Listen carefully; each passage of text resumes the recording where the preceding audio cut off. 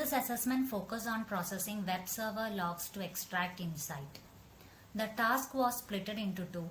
Part 1 was data loading and cleaning, and part 2 was analysis questions. Moving on to part 1, first is data loading. This code begins by importing the necessary modules. OS to interact with the file system and check if the file already exists, and the URL lib.request to handle downloading files from the internet. The script is designed to download a compressed dataset from an FTP server. It first checks if the target file already exists locally using the ospath.access method to avoid downloading it again unnecessarily. If the file isn't found, it uses URL lib.request.url retrieve to download and save the file. The entire download operation is wrapped inside a try except block to catch any exceptions such as network errors or permission issues, and print an informative error message.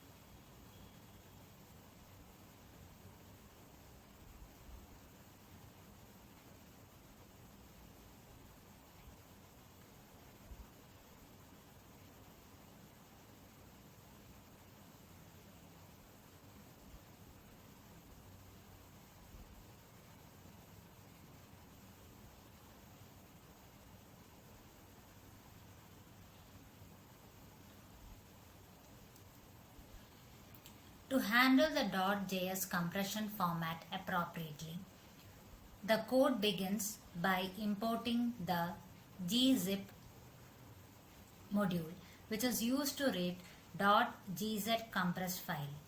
It initializes an empty list called loglines to store each line from a log file. The try except block is used to handle any potential errors that might occur during file reading. Within the try block, the script opens the compressed file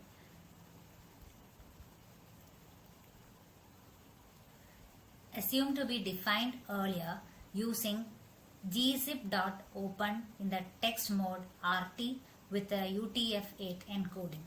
The errors is equal to ignore parameter. Ensure that any problematic characters in the file are skipped rather than causing the program to crash. Strip and append in the log lines list. After reading, it prints the total number of lines loaded and shows an example by displaying the first line of the log. If any error occurs during this process, such as file corruption or missing file, it is caught by the except block, which prints a descriptive error message.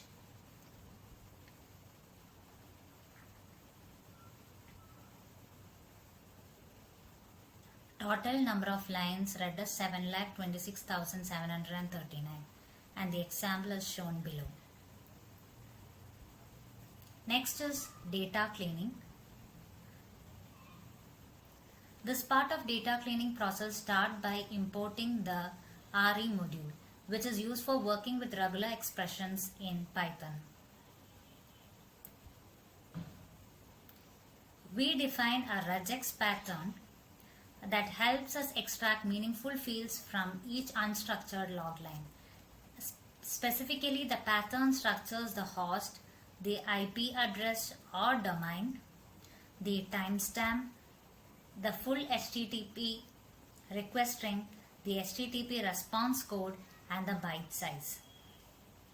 These components are identified using named groups like $p host and timestamp, which makes the extracted data easier to work with later. Compiling the pattern with the re.compile into the log regex improves the performance when matching lines repeatedly. Personally, I found that writing this pattern was one of the hardest part because it required detailed understanding of the log file structure and careful handling of spaces, brackets and quotation marks to ensure accurate extraction.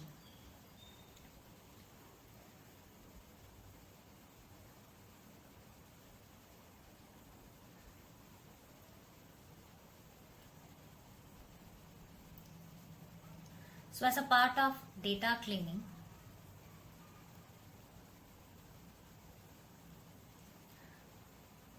the steps required are to pass timestamp string into datetime object, extract file extension from the file name field, handle missing or malformed data entries, convert data types appropriately, integers, strings, etc. So the necessary libraries are imported, and this function extract log data is designed to clean and extract meaningful information from the single raw log line. It first uses the previously compiled regular expression to pass the line and extract fields such as host, timestamp, request, response code and byte size. One key step is converting the timestamp string into proper date time object using the datetime dot strp time, which enables easier time-based analysis later. It also handles incomplete data if the line doesn't match the pattern and has a timestamp passing error, or if the request is incomplete. It simply returns none to skip that line.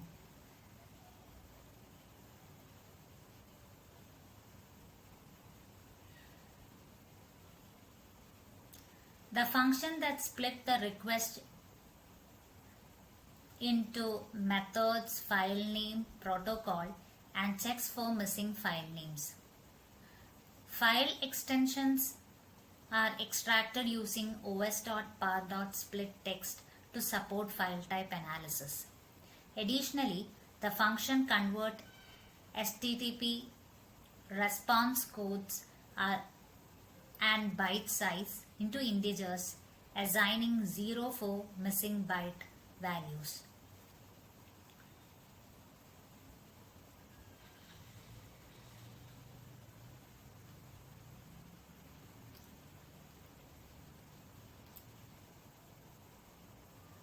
This part of the code focuses on cleaning the dataset by separating valid and invalid log entries. So it defined two lists, that is clean log data to store successfully passed entries and fail log data to store the one that couldn't be processed. The parse log lines function iterates over each raw log line and uses the extract log data function to attempt to parse it. If the result is valid, the entries is added to the clean log data, otherwise it is confirmed, malformed and appended to fail log data.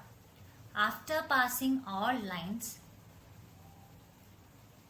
the functions print out the total number of successful and failed entries, giving a clear idea of how much data was usable.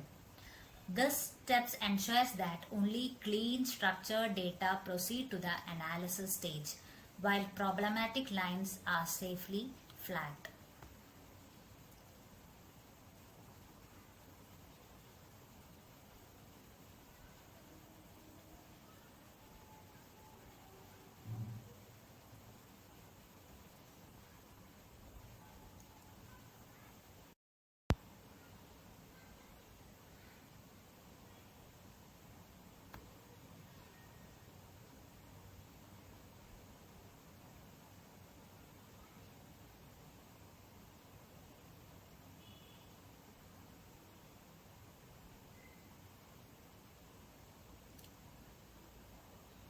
Sorry, I just forgot to run this code, that's why it was showing error. So the output is successfully passed 7,20,000 22,270 log entries out of 7,26,739 lines and failed to pass 4,469 lines.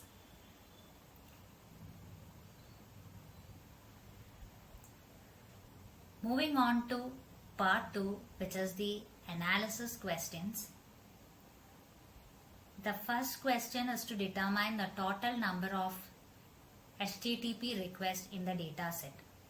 Since each line in the raw log file represents a single HTTP request, the total count is obtained by calculating the length of the log lines list using the len log lines.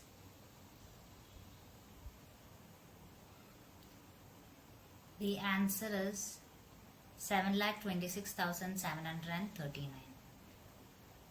The second question is to find the total number of distinct host IP addresses or domain names that access the server. This is achieved by extracting the host field from a cleaned log entry, storing these in the set to ensure uniqueness, and then returning the size of the set. The result is obtained by creating a set comprehension over the host values in a clean log data and returning its length. The answer is 2. The third question is to count how many unique file names were requested on each date. The date must be formatted as date, month, year. For example, it is 1st July 1995. The solution iterates over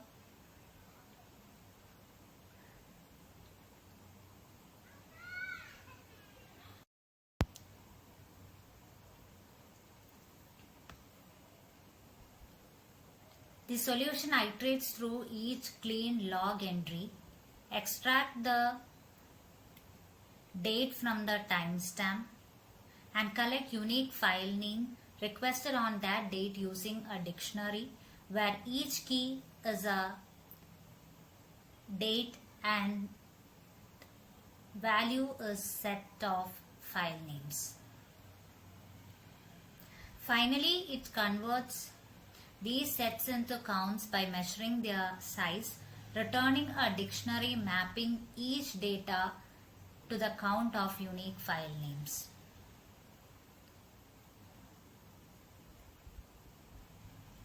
So the answer 3 is this.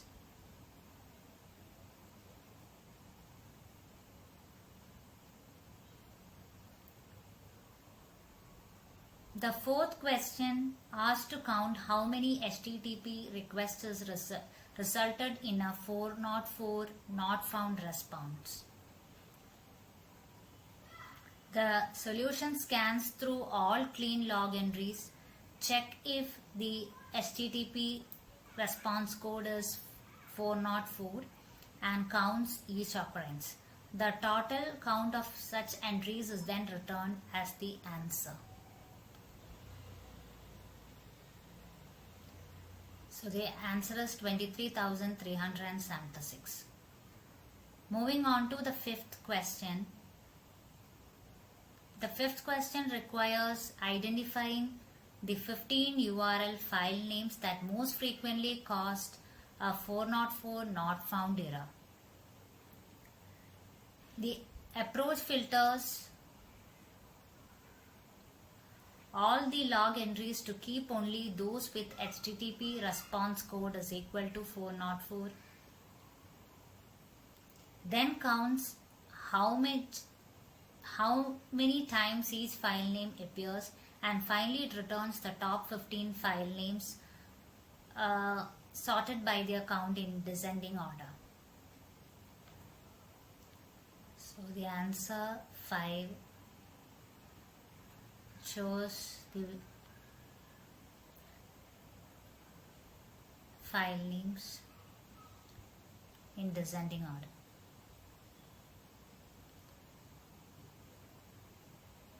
The sixth question focuses on identifying the most common file types that resulted in a 404 error. The code filters the clean log entries to include only those with an HTTP response code of 404 and extracts their file extensions. The l.strip method removes the dot for cleaner formatting. For example, .html will be changed into HTML. So using Python counter, it counts the frequency of each extensions and return the top 15 in descending order of frequencies.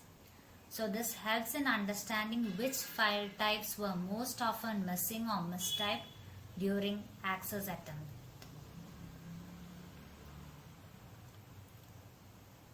So the answer is shown. So the dot is removed and showing the top 15.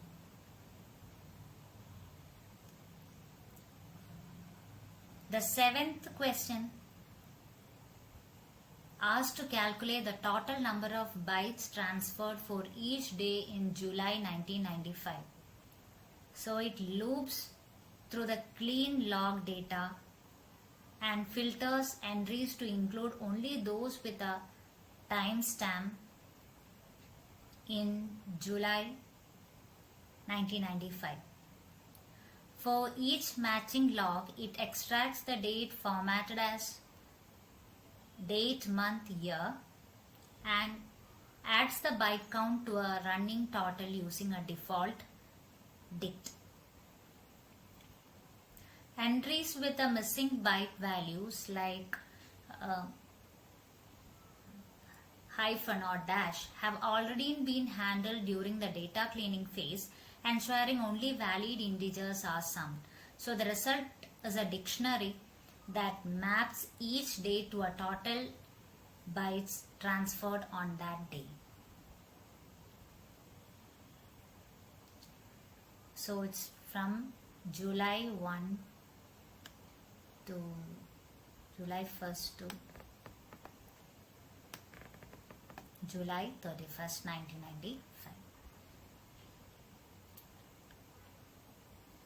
The eighth question calculates how many HTTP requests occurred during each hour of the day from 0 to 23.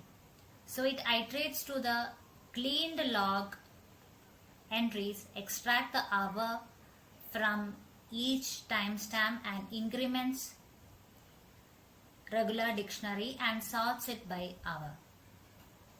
The final output is a dictionary showing the number of requests for each hour, which helps identify traffic patterns or peak usage time throughout the day. Starting from 12 to 11 o'clock, 0 to 23.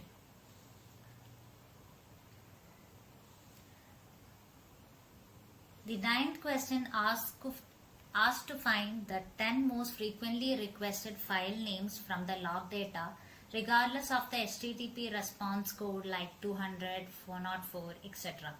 So it uses a counter to count how many times each file name appears in the clean log entries. Then it retrieves the 10 most common file names along with their request counts using the most common 10. The output is a list of tuples, each showing a file name, and often it was requested, useful for understanding which resources were in highest demand.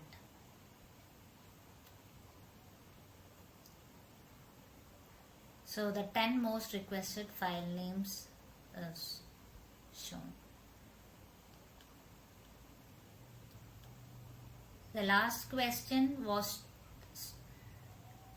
aiming to determine how frequently each HTTP response code appears in the clean server log.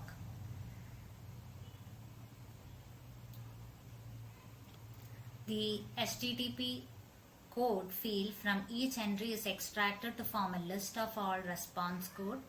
The counter class from the collection module is then used to count how many times each unique response code occurs. And finally, the result is converted into a dictionary where each key is an HTTP response code like 200, 404, etc.